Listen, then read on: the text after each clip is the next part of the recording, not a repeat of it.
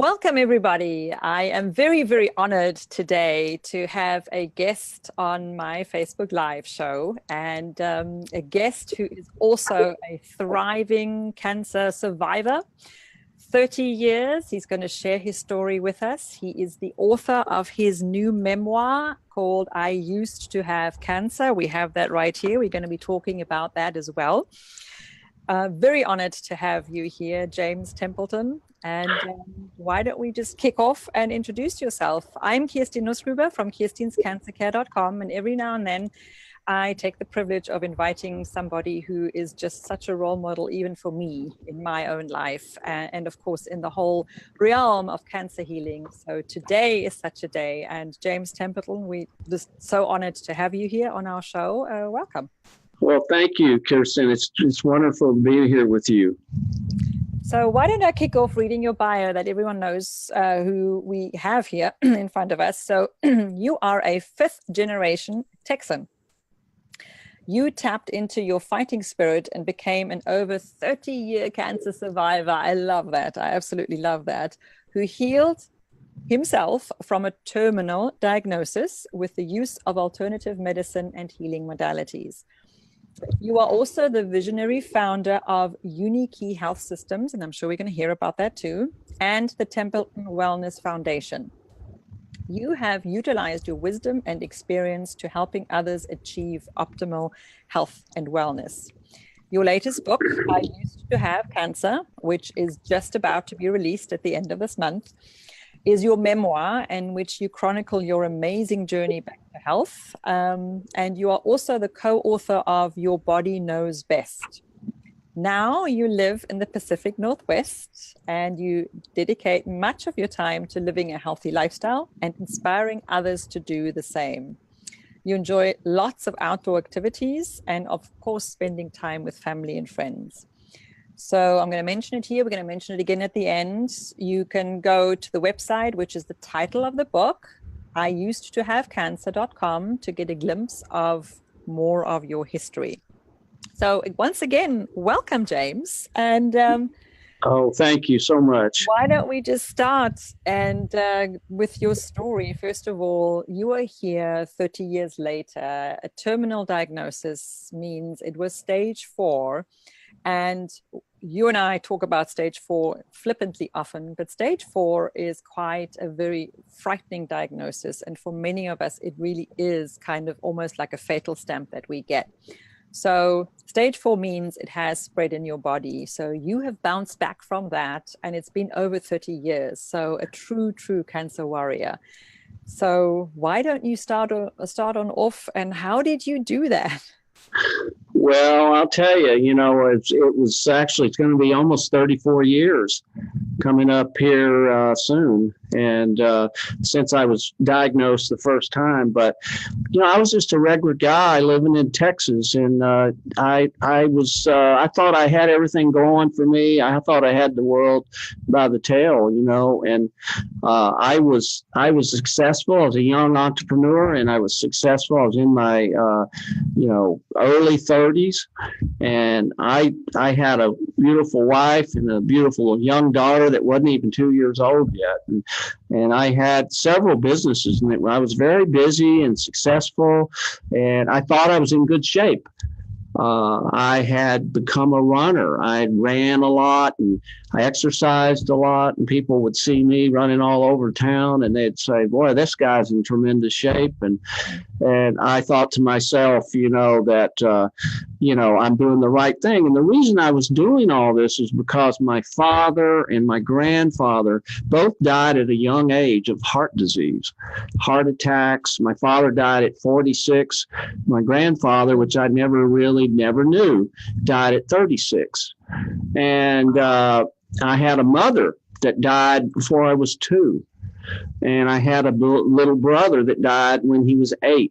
So I had seen all this death in my family. And after my father died, I was in high school, senior in high school, and he just fell over with a heart attack. And, it was just the biggest shock to me. And it made me kind of look at my life at that young of an age And I guess I was 17 years old. And I thought to myself, well, I'll be lucky if I live to be 30. And, I just kind of went through a time of depression, a time of feeling, what's the use, that kind of feeling. So I just didn't have a good attitude, but my stepmother that raised me pretty much had insisted that my father would have wanted me to go to college and to get a college education and all that. And, because after that, I didn't know if I wanted to go to college. I didn't know what I wanted to do. So I went to college and after, going to college and not really caring about it because I still in the back of my mind thought, well, I'm not going to be around. So I started to party a lot and go out. And to me, college was just about having fun, and I was going to just live it up. But as time went on, I got to thinking more about, hey, there are things I can do. And as I got a little older, I got married and I settled down and matured a lot and started to think about my health, and maybe I could sidestep this death sentence that I thought I was going to have. And so I got into the running. That's why I got into the running. And there was a guy that I kind of looked up to at the time that was one of the reasons I got into it so much. His name was Jim Fixx. And a lot of people might not know who Jim Fixx was, but Jim Fixx was this guy that wrote the book on running. And he was a guy that ran everywhere. His father died at, I think, the age of 52 or something like that. His father died. So he was this guy, this guru, running guru, this fitness guru that was and we always look for gurus, don't we? Oh yeah, setting the example. And I didn't know, and I didn't follow any special diet. I didn't take any supplements. I just didn't care about all that. I just wanted to get in shape. I thought that running did everything. You could eat anything you wanted, do anything you want, and you're going to be fine. But one day I went to the office early in the morning and I sat down and I read the newspaper, and it saw this newspaper. It said, running guru Jim Fixx dies. And I went, what? I'm looking at this thing because me and some of my friends, we looked up to this guy, and here this guy is dying. How could he die of a heart attack out on a jog, out on a run? So I got very upset over that. And I said, maybe what I'm doing is not going to save me after all. So I went down and got a stress test. I went to a specialist and that did stress tests. So I go in to the doctor, I do the stress test. He puts me on the treadmill. He says, look, you're in tremendous shape. He says, nobody's done as well as you. I think you broke the record. And I thought, well, that's good. And he says, you whatever you're doing, you got to keep doing it because you're really doing well. So I felt relieved. I thought, well, now, I could live to be an old man. Now I'm happy and everything's going good. So I left out of there, and on the way out, he says, there's one thing. He says, there's only one thing. He says, you've got a mole on your back. He says, it looks a little different to me. It's a little suspicious maybe, but it's probably nothing. Don't worry about it. Just go on. And when you get a chance, get it checked out by a dermatologist.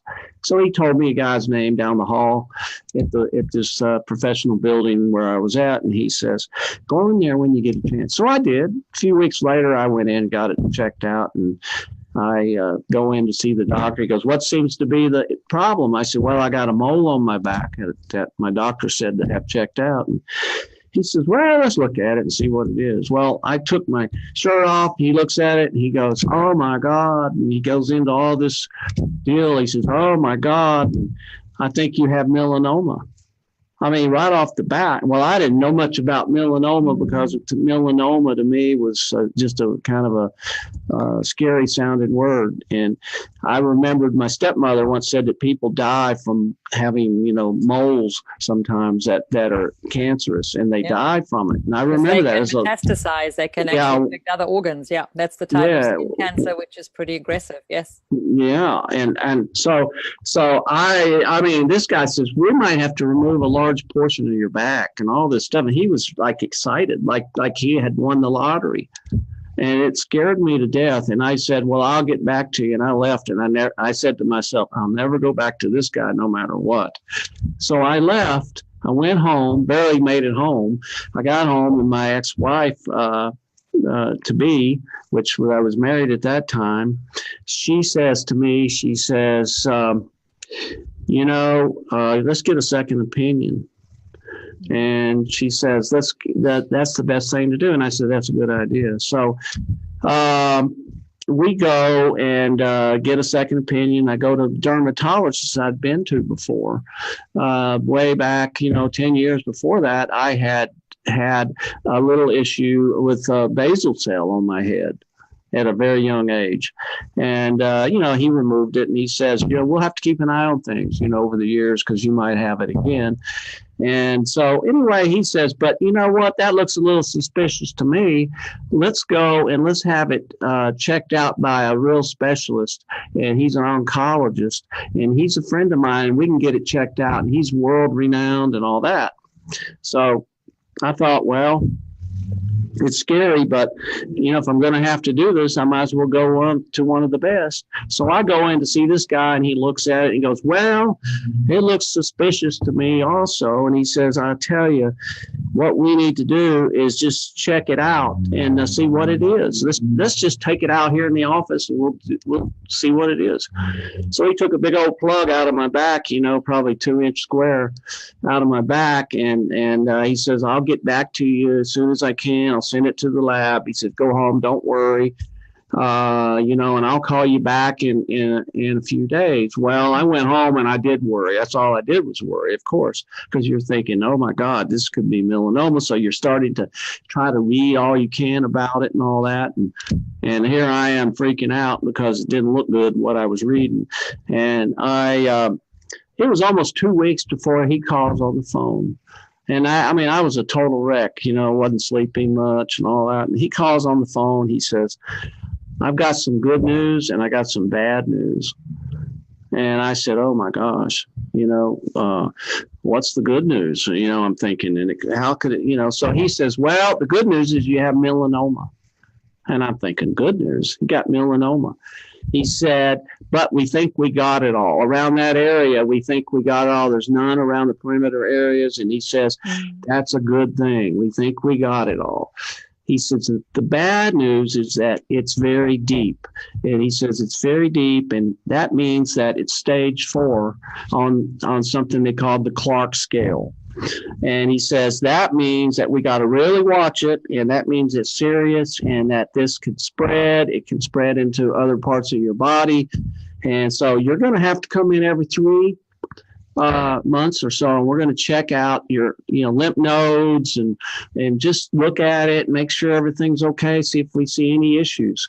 So I said, okay, and he said, there's nothing you can do. And he says, you just go home and you don't worry, and you just live your life and don't worry. So well, I worry. To say that, isn't it? I mean, I can't, it always irks me how they can just say that.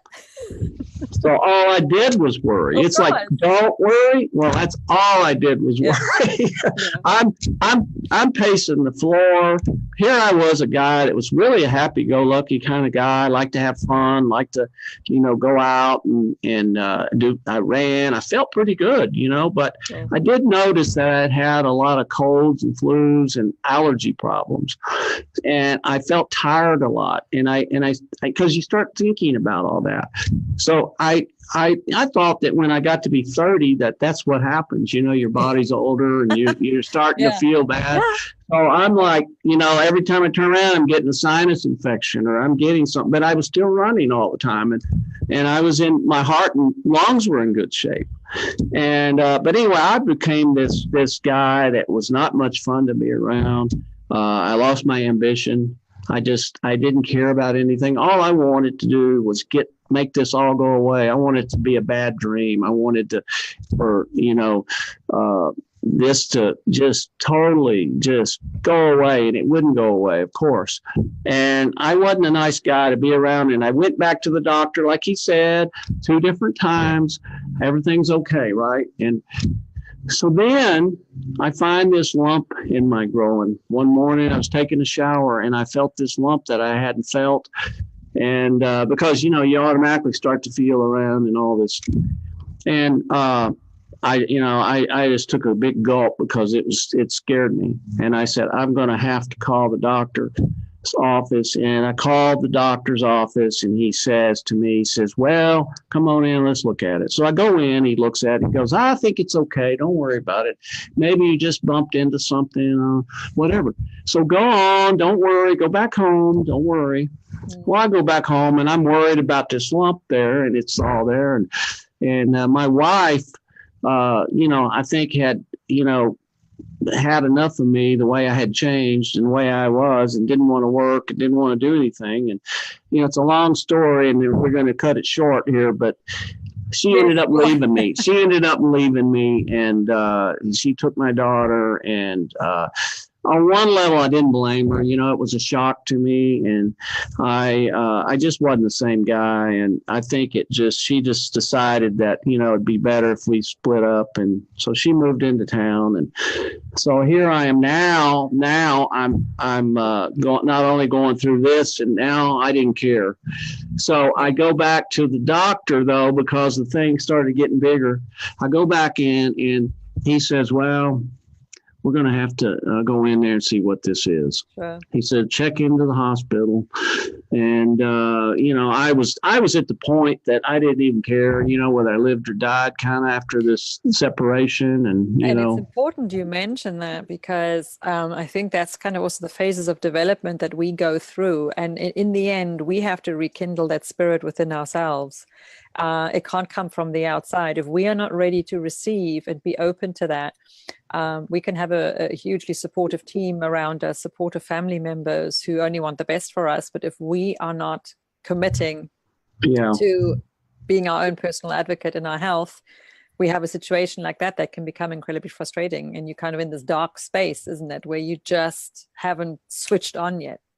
Oh, yeah. And it's, when you're with someone and you're married to someone, we become best friends and all that kind of thing. And, being in business with somebody, it's stressful anyway. So I'm not saying I was an angel. So after this happened, I probably wasn't very good to be around. Yeah. So it didn't work out. So I ended up with surgery, and I knew I was in trouble when I woke up because I had all these bandages on my groin area, and they had gone in and removed all the lymph nodes in that area, on the major lymph nodes. And the doctor comes in, and once I kind of got awake and everything, and he says, I'm sorry to tell you, but the cancer had spread to your lymphatic system. And he said, we had hoped this wouldn't happen, of course, and it's happened. And he says it's unfortunate, but we're going to have to do chemotherapy. And he says, I would like you to do 80 chemotherapy treatments, and that will be the kind of chemotherapy that will be experimental. And he said the experimental kind, we're going to elevate your temperature with called hypothermia treatments. And that's something they didn't do a lot of back then. They're doing more of that now, is what I understand. But he says, we're going to need to do this. He says, because there's not a lot of other things that we feel that we can do. Did you do that? Did you engage in that? I did a little bit, but what had happened is that he said to me, he says, also you only have probably a 20% chance of surviving 3 to 5 years if you can get through these 80 treatments. If you can actually manage them, yeah. And he said that we're going to do 5 at a time, 5 each for a week in the hospital, because you have to all that, and they elevate your temperature and you're freezing to death and all that, and then they give you the chemo on top. So it's about an 8 or 10 hour process each day. And so you're there, and he says, as soon as you recover from the surgery, 2 or 3 weeks, we'll just keep you in the hospital. And then what we'll do is we'll give you the chemotherapy, because I think you can deal with it then. So I did do that, the 5, but I knew after he told me I only had a 20% chance if I could get through it. And I knew that didn't sound very good to me. And Here I was, a young guy, and I just didn't know what was going to happen. And I had gone from this not caring because of, I was scared to death. Now I didn't care because of my separation. And now he tells me this, and I'm thinking I'm a goner. And what am I going to do next? What in the world am I going to do? I got to do something, so I became desperate there in the hospital, and I worried, and I started to feel like, like I was a blowed up duck, I guess you could say. And I got a phone call, and it was from a minister of a church that I had gone to quite often. I wasn't a real religious guy that went to church every week and all that, but I did go, and I knew this pastor because I had known him, and he was a runner, and he was an ex-professional baseball player. Yeah. Did he help you? Did he help switch it on for you? Oh yeah. So what he says to me, he says, "Look." He says, I heard you have the cancer. He says, I've been praying for you, and others have been praying for you.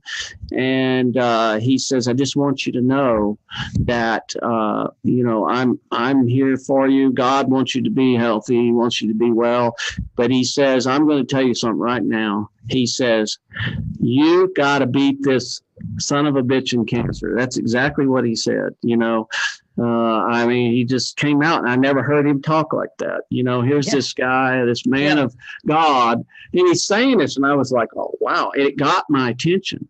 He says, you got to fight. You got to do whatever it takes. He says, do not quit and give in to this. So here I am listening to him. And all of a sudden, I started to feel like, I need to turn to God. I need to turn to the higher power. I got to do something. So I started praying.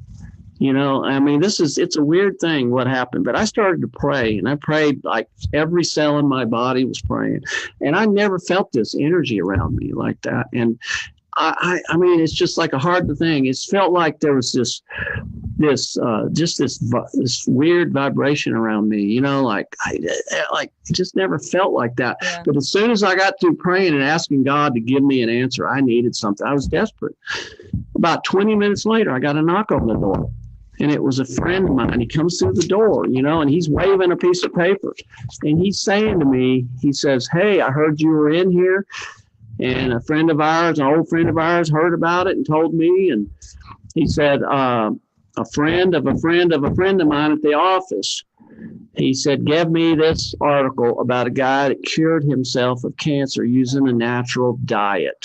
Well, I didn't know about that kind of thing. Where I come from, when you get sick. That's how you got onto the path of really exploring other modalities, and diet was one of them. I think your spirituality as well, right? And then I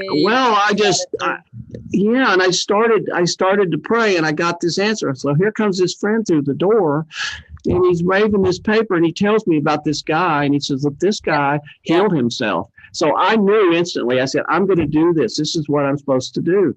He says, you don't know anything about it yet. And I said, well, give it to me, and we're going to find out about it. So I read it. It was about a guy, and he cured himself using a diet.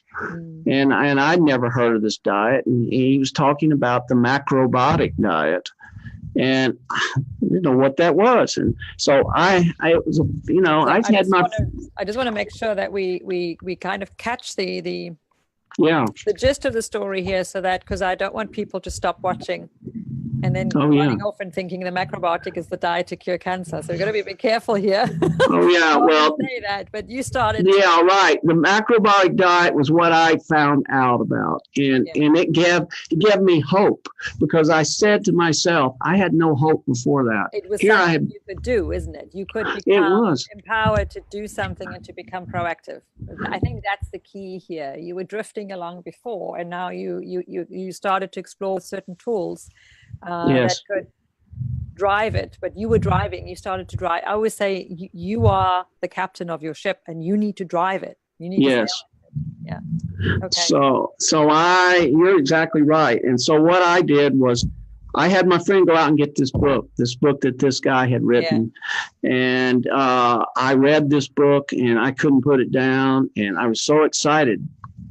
So then the next day, I got another knock on the door. And here comes my stepmother with a book that a distant relative had sent her. And the book was about a guy that cured himself. A guy that helped cure people with vitamin C. And it was Linus Pauling. Yeah. And Linus Pauling had this book, and he'd written the book with someone else. And Linus Pauling was a research doctor and had done a lot of studies with vitamin C. So here he talks about these people that were getting cured, or they were living longer, or they were surviving longer, whatever, on vitamin C, high amounts of vitamin C. They were doing, some were doing. Yeah, some were doing IV, some were doing, oral vitamin C, and they were doing like 10 grams of vitamin C, and either in IV and also orally. And I read this and I said, well, if it'll help these people, then I'm going to do this, because I never knew about all this. Did you do that in conjunction with your conventional treatments? I did, and what I did was I made up my mind then. I said, I'm going to do this diet, and then I'm going to do the vitamin C, and I'll do the chemo too, because I thought, well, you got to do chemo, right, at that point. Yeah. So the next day I got somebody else, got a visitor come to the door, knock on the door the next day. And I thought, well, come on in. So here comes a guy in the door, and he was the psychotherapist from the hospital. And he said, I wanted to come see you. I heard you've been depressed. I hear that you got kind of got it bad. And, I wanted to talk to you and see if I couldn't talk to you. He said, can I speak to you? And I said, well, yes, you can, but I want to ask you something. Have you ever heard of macrobiotics? He goes, hold on a second. He goes over to the door. He shuts the door. He comes back to me. He says, yes, I have, but I'm going to only tell you if you'll promise not to tell anybody I told you. And I'm like, oh, my God, I'm on to something now. See, that's, because I'm thinking Sure. So he says, I've heard a lot of good things about this diet. He says, I've also heard a lot of stories about people that have survived. And I've also tried it myself, but I couldn't stick with it. He said, it's a tough diet to stick with because you got to do a lot of work, a lot of cooking, and you got to do it right. If you don't do it right, it won't work for you. Yeah. And he says, but you seem like a guy that's not so depressed here. He says, you look like you're kind of excited. Yeah. I said, I don't know what's going on with you. Yeah. But he told me that, and I got so excited. He went on and on and on about it. But after that, I said to myself, I'm going to definitely do all those three things. And I was very excited. It really confirmed the things that something on. Yes. So I had all this hope and all this belief starting to kick in. And so I went. That's so key, right? It's very important. Yes, yes. So how long did you follow the complementary approach? How long did you do did you follow through the conventional approach? Well, I went through the first 5 treatments, and then I got out of the hospital. I mean, it was terrible stuff. Yeah. I got out of the hospital, and I had to recover still from the surgery and all that. So I went back and to home, and I started to try to get on the macrobiotic diet a little bit. I was reading everything I could, but I had to go back in 2 months to do another 5 treatments. So I got on the macrobiotic diet, and I was doing pretty well. And I hadn't started the vitamin C yet. I was getting used to the whole thing. And I couldn't walk very well. It's hard. So after 2 months, I went in and I thought, well, I'm going to really gear up now. So I go in and I went in to get the chemo, and they must have doubled or tripled this stuff because I'd never been so sick in my life. And I mean, it was terrible stuff. And that whole week I was there, I couldn't eat. I was drugged. Very intense chemo when you are in the hospital. They give it to you in the hospital. It was bad. Very different type of chemo than when we are out there getting an infusion and going back home the same day. Yeah. You get one of those, maybe every 3 weeks or so. They are different I think it's important to know just different types of chemo here, but that was. Oh, there's a lot. Yeah. This was really tough. And I was so sick. I was so sick that, and felt so bad, like the worst case of flu about 10 times over. And they give me morphine, they would give you the morphine because the morphine helps numb everything. But anyway, I'm there and I'm telling the doctor, I said, "Doctor," I said, "this stuff is terrible. I feel terrible." And he says, "Well, your body's not responding. And we hoped your body would respond, but it's not responding." And he says, we don't know what else to do. And I said, "Well, what would you do if it was your son or daughter?" He goes, "I'd do the same thing." And I said, "Well, what about a diet or vitamin C or anything like that?" Because he goes, he goes, "None of that works." And it irritated me so bad, because here I had all this hope and this guy's trying to tell me there's nothing else I could do. And then I said, "Well, I'm going to die in here," like that. He goes, "Well, we're all going to die someday." Yeah. And, I think to kind of get to the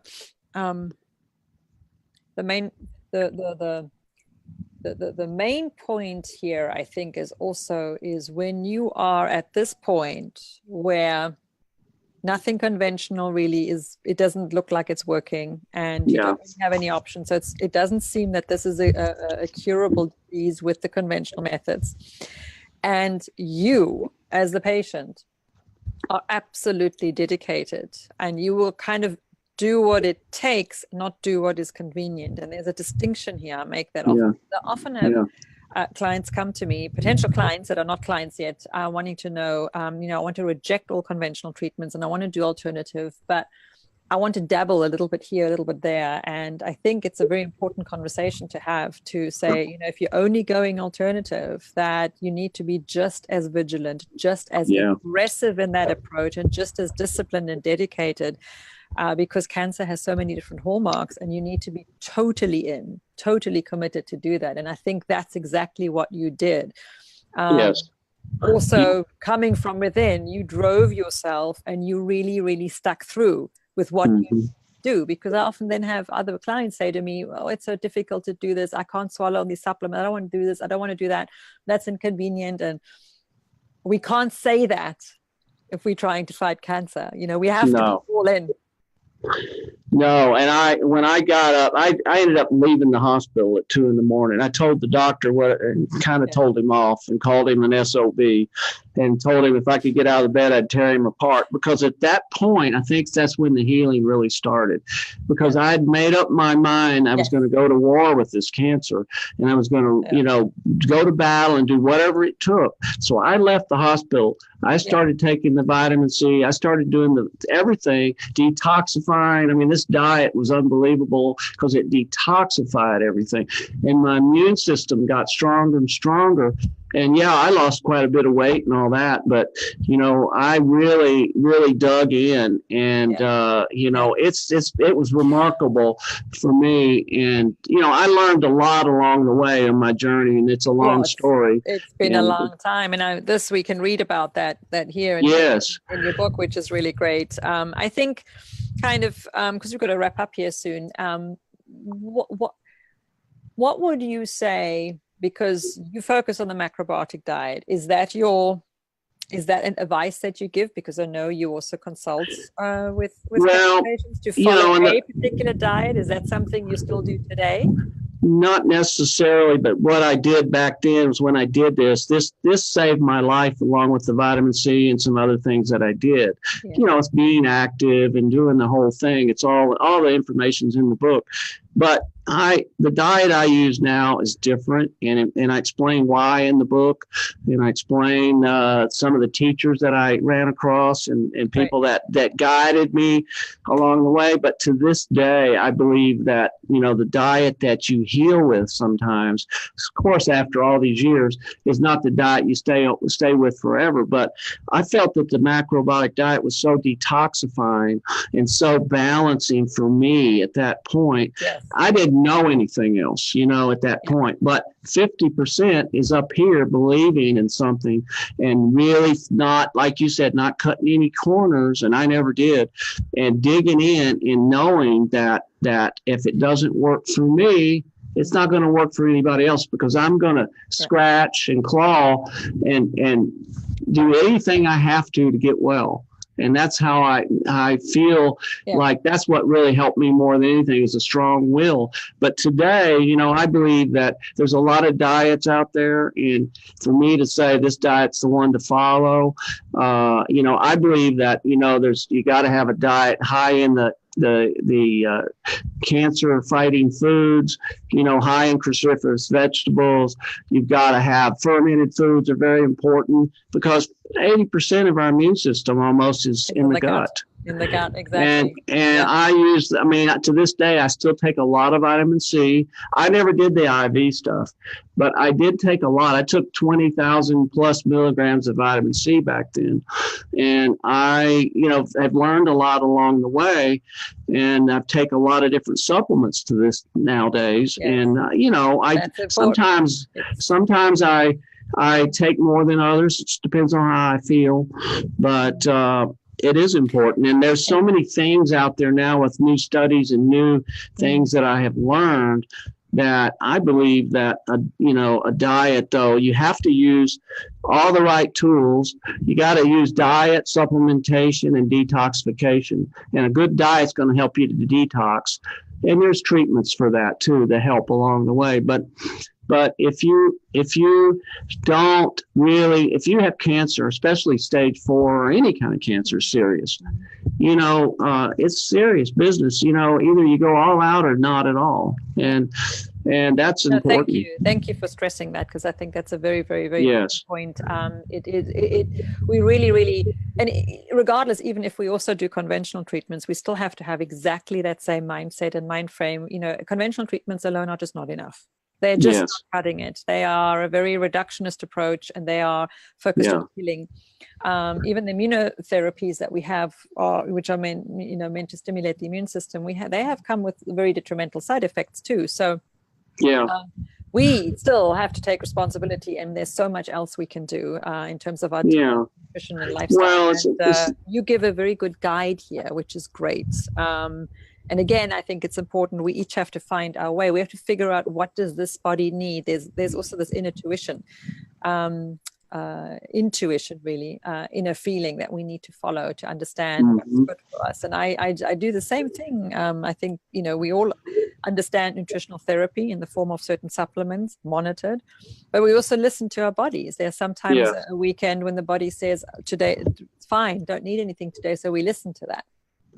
It's okay. Yeah. Sometimes you need to rest. And I believe, I'm a big believer in getting 8 hours of sleep at night to regenerate. You have to every night, and you've got to regenerate not only the immune system, but also to help with your killer cells in the body, and, to help the immune system on all levels. To do its job. Yeah.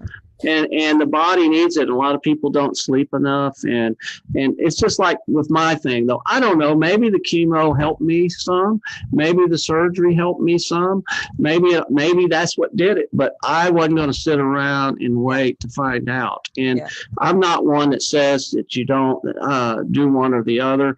But some people do. There's chemo out there now that they do that are, small amounts of chemo, and there's so many different modalities out there. I actually have a webinar on it's all about start the right way before you make a decision. And there's so many different conventional approaches that people don't even know about. People just think about chemo, radiation, and immunotherapy, but there's so many others, for example, that are novel. So I always say we need to look at the options. You need to really understand what type of cancer you have, and what can we do, and then take it from there. Use that as a baseline, and then dedicate your life really to helping other cancer patients. And you do that through your Templeton Wellness Foundation. So why don't you tell us a little bit about that? Well, the Templeton Wellness Foundation, I created that probably about a year and a half ago. I started to get the idea, and I wanted to do something, but I was waiting till that 30-year period. And then I thought, well, that'll give me enough credibility. And then I've been busy over the years, and I felt like, now's the time to do something, because I really got tired of seeing my good friends, my family, my colleagues get cancer, and many of them die. And a lot of them were doing conventional, and they were told there's nothing else that we can do for you. And a year later they die. And it upset me so much that I said, I've had it up to here, and I got to do something. I don't know what I can do, but if I can help a handful of people here and a handful over here, then I've done something good. So I started this foundation. I wanted to interview people that have had cancer and they have survived for 10 years or so or more, and they had really kind of figured out things that worked, and I wanted to know what they did so I could have that. We put the common threads together, and then we could help people like that. It's not me saying it, it's like these people saying it, and if it helps them, if they can get well and I get well and I can survive for 30 plus years, then why can't they? It's not like having cancer is very stressful, but it's not a death sentence, and there's a lot of people. I mean, if you catch it early, then a lot of times, the best thing I think you can do is go and you ask a doctor, what are my chances here, and then you figure out what you want to do. But that's what the foundation's about. And we've also put together a guide for eating out, because a lot of people feel, hey, I have cancer, my life's over, I can't go anywhere, do anything anymore. So I'm one that believes that if you want to be healthy, you need to probably eat at home the majority of the time. But so you have complete control over your food, the water, everything you're doing. But I decided, being that person that has to travel from time to time quite a bit, that I always look for a healthy place, even if I have to take an Uber, 30 minutes or 40 minutes to a restaurant, because it's important to have the best food, the best fuel for your body. And so I put together a guide of all the healthiest restaurants in America, and we've got a large number of them. There's still more. We're still working on more. And that's going to be up and running probably within a week. And I'm excited about that, because all these years I used to say, if I thought about this, if I can ever do something, to help people, this would be important, to give them a place to go. I'm looking forward to that guide. And how can people get that? By well, they can go. The book is in there. It's TempletonWellness.com. I used to have cancer.com. And if you go on iusetohavecancer.com and order the book through that website, you can get 3 free downloads that are going to give you information on the top supplements that I use, recipes that I use, on a regular basis. And it's going to give you all the things that you need, to help you get started with all this. And it's because I'm going to tell you everything I do every day in my life, kind of like, here's what I do in the morning and here's what I do in the afternoon. And I think that is so valuable. You are a 30-year stage 4 terminal cancer diagnosis survivor, thriver. So whatever you share, I think, is just compounded by the fact that you did it. You actually did it. And thank you for being so transparent about sharing kind of the dark place that you were at, the depressed phase, the phase where you didn't really kick in at self-healing modality. And I kind of want to say it's normal. We are not born that way. When we get cancer, we each have to deal with that beast demon in our own way until we transform our relationship with it. And that is different for everyone, but it is a process that we can definitely all follow, and you did it so eloquently. So thank you. I think the thing, though, one thing that changed me more than anything, realizing that I had the biggest part in creating this cancer. It was not because I inherited it. Genetics is just a small part of any kind of cancer. I was exposed to a lot of chemicals. I was in the gas business, gas station, convenience store business. I was outside around fuel pumps for years, breathing in fumes from these petrochemicals. I was around PVC glues a lot. Yeah, I probably had too much sun as a young kid, but I don't think it's all caused from that. I think it's from that, and I also ate terrible, and I beat myself up all the running. It didn't support myself. You name it. And I didn't sleep a lot. I'd get up. You were so-called healthy, right? You felt that you were living a healthy lifestyle, and I was tired all the time. If we stop and look, there's so many areas we can improve upon.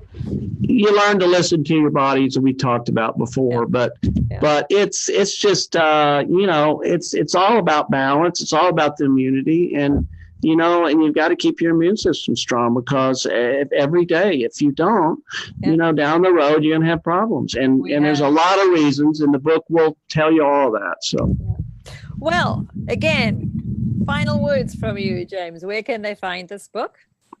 You can find it on Amazon, or you can find it on IusedToHaveCancer.com. Great. And it's released now? Well, it's supposed to be released on April the 22nd now. It's the 22nd, and it should be in the stores by the 1st of May. So, Awesome. Highly recommend this book, because you're so candid, and which is great. You share a story, and I think you showed that you're a great storyteller, and because people also want to know the background. How did that happen, and what did you do? So once again, James, thank you for being here, sharing all Kirstin. of this. And great to be with get you. the book. It's a really awesome book, and help support James too, because you are sharing this with other cancer patients and with people who want to prevent cancer. It's an important message that we need to spread. And all the proceeds of the book go to the foundation. So it's all to the nonprofit organization, the Templeton Wellness Foundation again. Well, there you go. Just sharing and giving back. So again, thank you so much for being here. Thank you very much. Having you here, and good luck with the book, with the book sales. It's a great book, everyone. So again, here it is. Go get it. In the stores May the 1st, and on Amazon April 22nd. I appreciate it very much. Kirstin, Kirstin'sCancerCare.com. Have a look around there, and I get personally inspired by stories like this, by connections like this, because we are out there. We do what it takes, and we engage our own self-healing powers, and they are numerous, and they go down different paths. But basically what we have in common is we kind of just open up to the possibility of what does it take to actually address our illness, and how can we heal ourselves, and what do we need to do on all levels. And it takes a large team to really accomplish that. But first and foremost, you're the driver of your own ship. So good night, everybody. Take care for now.